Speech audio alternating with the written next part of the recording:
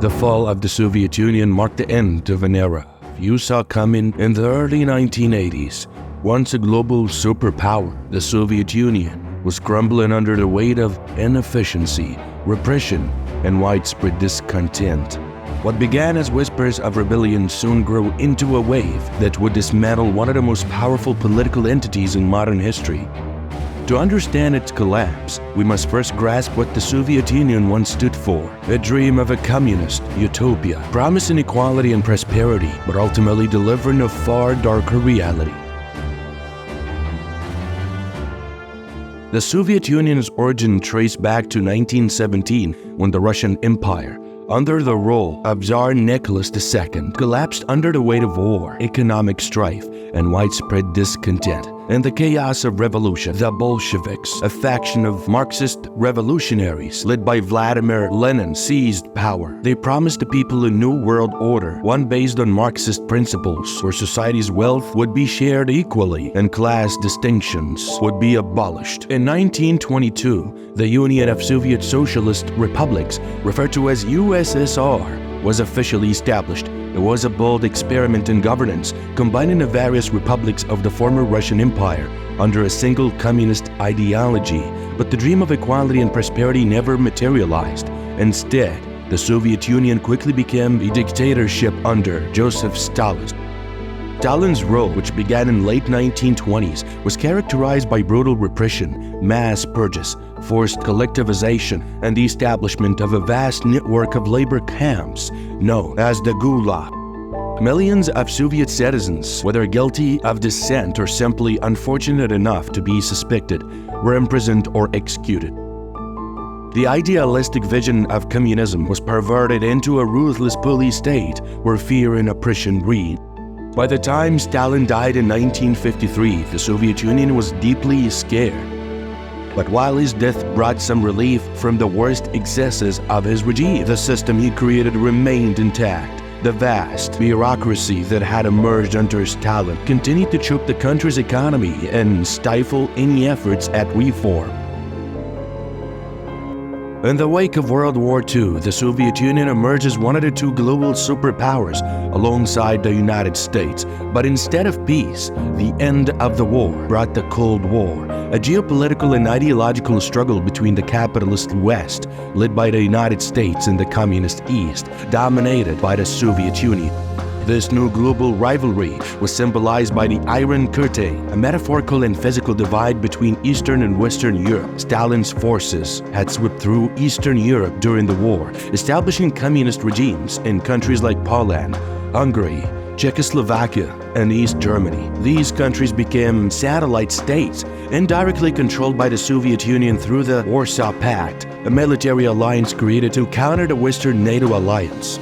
The Warsaw Pact, which included nations like Bulgaria, Romania, and Albania, was ostensibly formed to ensure mutual defense in the case of an attack. However, its real purpose was to keep these countries firmly under Soviet control.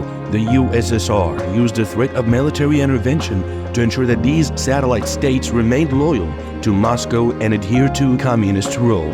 While the Soviet Union expanded its influence abroad, the internal rot that had begun under Stalin continued to spread. By the 1950s and 1960s, while Western economies like those of the United States, Japan, and West Germany were booming, the Soviet economy had begun to stagnate. The centralized command economy lagged behind and remained the same since the 60s, and the standard of living for most Soviet citizens remained abysmally low. By the early 1980s, the Soviet Union was on the brink of economic collapse. The immense costs of maintaining a vast military, propping up satellite states, and competing with the West in the arms race and drained the Soviet treasury. Meanwhile, ordinary Soviet citizens stood in long lines for basic goods. Their diets were meager, and housing was often substandard. The dream of communist prosperity had never materialized, and people began to lose faith in the system. It was in this atmosphere of stagnation and disillusionment that Mikhail Gorbachev came to power in 1985. Gorbachev was a man of vision, a reformer who recognized that the Soviet system was broken and needed drastic change if it was to survive. He believed in the ideals of communism, but understood that the rigid, repressive system in place had to be reformed.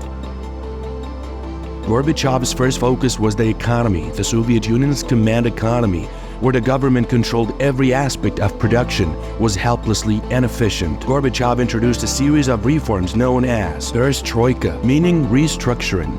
These reforms aimed to decentralize economic control, allowing for some degree of private ownership and market mechanisms. Businesses could set their production targets and prices, and workers were given a stake in the success of their enterprises. Transitioning from a command economy to a mixed economy proved challenging. The Soviet economy was mismanaged, leading to business struggles, worsening shortages, and rationing.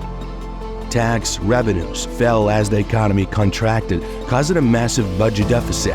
While Gorbachev's economic reforms flattered, he introduced glasnost, openness, to increase political freedom. Censorship was eased, allowing criticism of the government, and previously banned books and films circulated. Political reforms aimed to make the Soviet Union more democratic through local government empowerment and free elections. However, instead of revitalizing communism, glasnost led people to question the system, exposing its unfulfilled promises and sparking calls for a complete break from communism.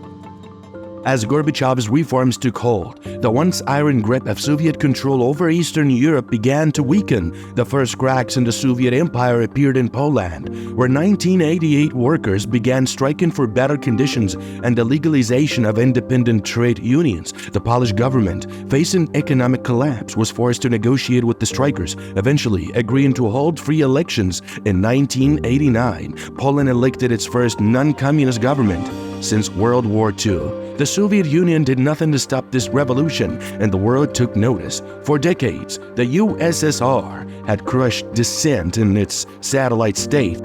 In 1956, Soviet tanks rolled into Hungary to crush a popular uprising, and in 1968, Soviet forces invaded Czechoslovakia to suppress the Prague Spring, a movement for greater political freedom. But now, as Poland turned away from communism, the Soviet Union remained silent. Hungary followed Poland's lead, opening its borders with Austria and allowing its citizens to flee to the west. The symbolic Iron Curtain that had divided Europe for decades was beginning to unravel. East Germans, seeing the opportunity, flooded into Hungary and crossed into West Germany via Austria. This mass exodus put enormous pressure on the East German government, leading to protests that would ultimately culminate in one of the most iconic moments of the Cold War.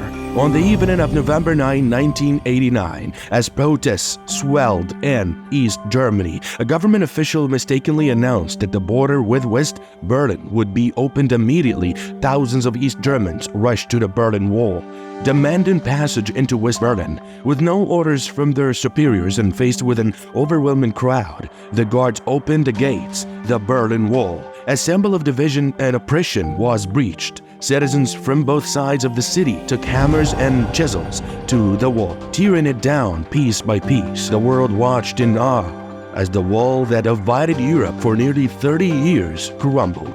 In the wake of the Berlin Wall's fall, other Eastern Bloc countries quickly followed suit. Czechoslovakia experienced the Velvet Revolution, a peaceful transition to democracy led by students and intellectuals. Bulgaria ousted its communist leader and held free elections. Even Romania, where the dictator Nicolae Ceausescu tried to cling to power, saw a violent uprising that ended with Ceausescu's execution on Christmas Day 1989. By the beginning of 1990, all of the Warsaw Pact nations had undergone political revolutions, and communism in Eastern Europe was crumbling. The Soviet Union, once the unquestioned ruler of the Eastern Bloc, stood by and did nothing.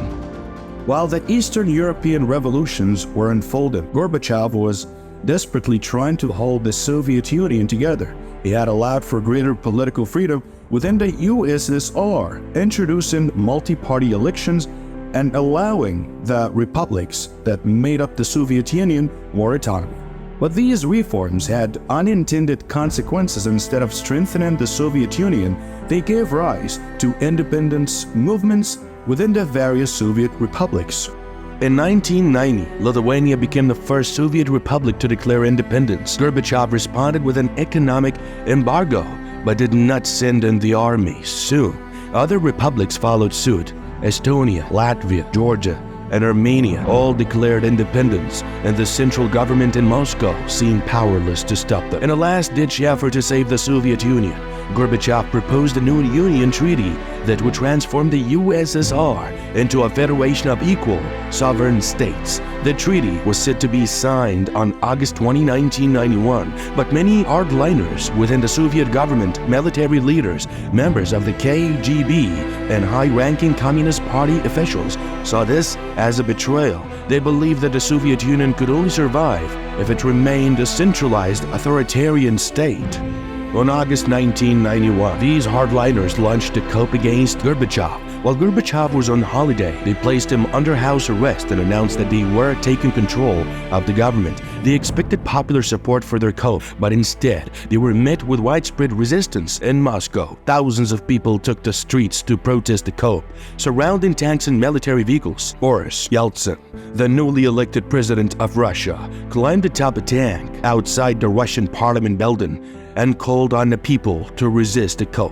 After 3 tense days, the coup collapsed and Gorbachev was returned to power, but the damage had been done. The failed coup convinced many of the Soviet republics that the Soviet Union was no longer viable. One by one, they declared independence, and by December 1991, only a handful of republics remained within the Soviet Union. On December 25, 1991, Mikhail Gorbachev resigned as the leader of the Soviet Union. The following day, the Soviet Union was officially dissolved, bringing an end to a superpower that had once dominated world politics. It was a quiet end for an empire that had shaped the course of the 20th century.